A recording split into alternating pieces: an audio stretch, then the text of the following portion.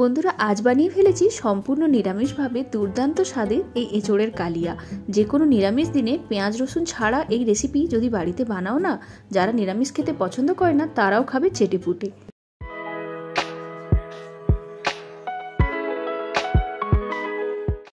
তো কালিয়া বানানোর জন্য এঁচোড়গুলোকে কেটে নিয়েছি, আর খুব বেশি বড় টুকরো করিনি, আবার খুব ছোট ছোটও টুকরো করিনি, মিডিয়াম সাইজের টুকরো করে নিয়েছি। আর তারপর এগুলোকে জলে ভিজিয়ে রেখেছি, সেই সঙ্গে জলের মধ্যে একটুখানি নুন আর একটুখানি হলুদ দিয়ে দিলাম। তারপর এটাকে একটুখানি সেদ্ধ করে নেব। এটা যতক্ষণ সেদ্ধ হচ্ছে ততক্ষণ মশলা রেডি করে ফেলি। এদিকে দেখো, কিছুটা কাজু কিশমিশ আর আমন্ড ভিজিয়ে রেখেছিলাম, তার সঙ্গে নিয়েছি একটা টমেটো আর 3টে কাঁচা পাকা লঙ্কা। এগুলোর একটা খুব সুন্দর স্মুথ পেস্ট বানিয়ে ফেলবো। এটা কিন্তু দিলে নিরামিষ দিনে যে কোনো রান্নার স্বাদই বদলে যায়। এদিকে দেখো, আমাদের এঁচোড়টাও সেদ্ধ হয়ে গেছে। বেশি সিদ্ধ করো না, মোটামুটি 50% সেদ্ধ হবে, ততক্ষণে এটাকে নামিয়ে জল ঝরিয়ে রেখে দিও। তো অন্যদিকে কি করব, একটা কড়াইয়ের মধ্যে খানিকটা সর্ষের তেল নিয়ে নিলাম, আর তারপর সর্ষের তেলটা গরম হলে এই সেদ্ধ করে রাখা জল ঝরানো যে এঁচোড়গুলো আছে সেগুলোকে দিয়ে ভাজা করে নেব। আমি এখানে এঁচোড়টাকে প্রথমে সেদ্ধ করে নিয়েছি 50% অবধি, আর তারপর ভেজে নিয়েছি। এতে করে রান্নার জন্য যে এঁচোড়ের সময়টা লাগে সেটা অনেকটা কম হয়ে যাবে, মানে সেদ্ধ না হওয়ার কোনো ভয় থাকবে না। তাছাড়া তেল মশলা অনেকটাই কম লাগবে। তো দেখো, এঁচোড়গুলো ভাজা হয়ে গেছে। এগুলোকে কিন্তু খুব বেশি ভেজো না, তাহলে কিন্তু এঁচোড়ের মধ্যে একটা রাবারি স্ট্রাকচার চলে আসবে। তো এরপর কি করব, এই তেলের মধ্যে সামান্য আলু আমি ভেজে নিচ্ছি।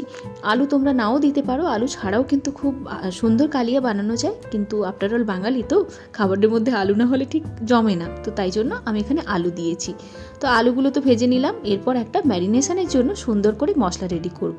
তো একটা পাত্রের মধ্যে ওই 3 চামচের কাছাকাছি আমি টক দই নিয়েছি। এরপর এর মধ্যে ধনে পাউডার দিলাম, লাল লঙ্কার পাউডার দিলাম, হলদি পাউডার দিলাম, আর তারপর দেব খানিকটা কিচেন কিং মশলা, বা ওই যে সবজি মশলার মিক্স পাওয়া যায় ওটাই।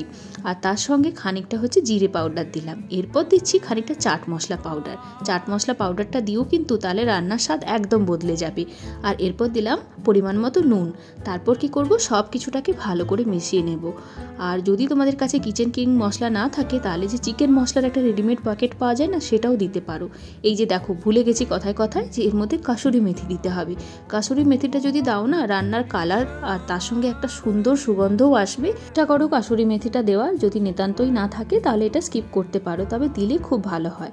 তো দইয়ের মিশ্রণটা খুব সুন্দর করে স্মুথ একটা পেস্ট হয়ে গেলে এর মধ্যে ভেজে রাখা আলু এবং এঁচোড়গুলোকে দিয়ে দেবো, এবং দিয়ে খুব এই দইয়ের মিশ্রণটার সঙ্গে খুব ভালো করে এটাকে মাখিয়ে মোটামুটি ওই 10 মিনিটের কাছাকাছি এটাকে ম্যারিনেশনের জন্য রেখে দেব। আর চলো, তো এটা মাখানো হয়ে গেল, 10 মিনিটের জন্য এটাকে রেখে দিই, আর তারপর রান্নাটা শুরু করে দেব। তো 10 মিনিট পরে ওই ভেজে রাখা যে তেলটা ছিল, ওই তেলের মধ্যে সামান্য চিনি দিলাম।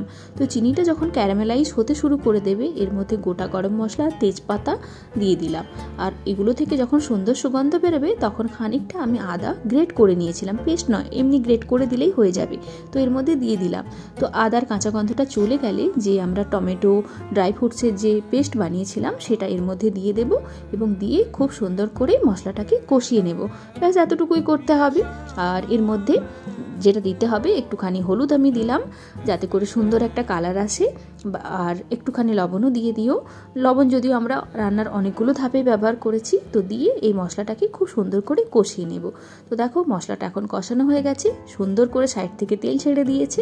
তো এরপর কি করব, যে ম্যারিনেটেড কাঁঠাল আর আলুগুলো আছে দইয়ের মিশ্রণের মধ্যে, ওইগুলোকে এর মধ্যে ডাইরেক্ট ঢেলে দেবো। আর গ্যাসের ফ্লেমটা এখন একদম স্লো করে দেবো, যাতে করে দইটা কোনোভাবে ফেটে না যায়। এখন এই কাঁঠাল আলুর যে মিশ্রণটা আছে এটাকে খুব ভালো করে মশলার সঙ্গে মিশিয়ে নেব। ব্যাস, আর কিছু করতে হবে না, ভালো করে মিশিয়ে কাঁঠালটাকে কষিয়ে নেব। তবে একটা ব্যাপার কি বলো তো, চিকেন রান্না করার সময় যেমন চিকেন থেকে জল বেরোয়, বা অন্য সবজি থেকে, কাঁঠাল থেকে কিন্তু অতটা জল বেরোনোর ব্যাপার থাকে না। তো সেক্ষেত্রে কি করব, আমরা বাইরে থেকে আমাদেরকে এটা খেয়াল রাখতে হবে। তো আমি এখন ঢাকা দিয়ে এটাকে কষিয়ে নেব, তবে মাঝে মাঝেই কিন্তু এটাকে খুলে দেখে নেব। যেটা বলছিলাম যে কাঁঠাল থেকে কিন্তু নিজস্ব কোনো জল বেরোবে না, তো সেই জন্য এটা মাঝে মাঝেই নাড়াচাড়া করে দেখে নিতে হবে, যাতে করে তলায় না আটকে যায়। তো মোটামুটিভাবে কাঁঠালটা ভালো করে কষানোর জন্য 5 থেকে 7 মিনিট লাগবে, তার থেকে বেশি লাগবে না। তো এখন দেখো, কাঁঠালটা খুব সুন্দর করে কষানো হয়ে গেছে। সাইড থেকে দেখো, তেলও একদম খুব সুন্দরভাবে ছেড়ে দিয়েছে। তো এখন কি করব, হালকা গরম জল আমি এর মধ্যে দিয়ে দেব। আর আমি কি করেছি, গরম জলটা এই বাটির মধ্যে যে ম্যারিনেশন করেছিলাম ওই বাটির মধ্যে দিয়ে বাটিটাকে ভালো করে ধুয়ে এর মধ্যে জল দিয়ে দিলাম। তো খুব বেশি জল দিও না, কাঁঠালটা আমরা আগে থেকে সেদ্ধ করে নিয়েছি, ভেজেও নিয়েছি, আলুটাও ভাজা আছে, তো বেশি জলের প্রয়োজন হবে না। তো ঢাকা চাপা দিয়ে দিলাম, আর ঢাকা চাপা দিয়ে গ্রেভিটা যতক্ষণ শুকিয়ে আসে ততক্ষণ অবধি এটাকে রান্না করে নেব। তো দেখো এখন গ্রেভিটা অনেকটা ঘন হয়ে গেছে, আর কি সুন্দর কালার হয়েছে, তাই না?